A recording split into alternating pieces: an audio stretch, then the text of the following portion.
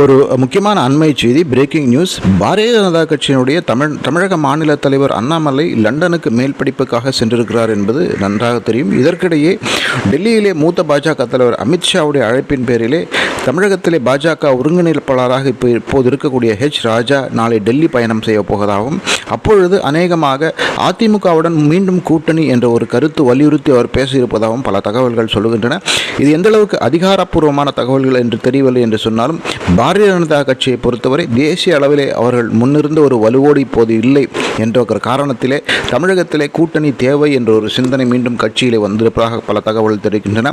அப்படி ஒருவேளை கூட்டணி அமையும் பட்சத்திலே அண்ணாமலை வேறொரு பதவிக்கு மாற்றப்படக்கூடும். அதாவது தமிழக தலைமையிலிருந்து வேறொரு தேசிய பதவி அவருக்கு கொடுக்கப்பட்டு தமிழக தலைமை அநேகமாக ராஜாவிடமோ இல்லை வேறு யாரிடமோ போகும் என்று தகவல்கள் சொல்கின்றன.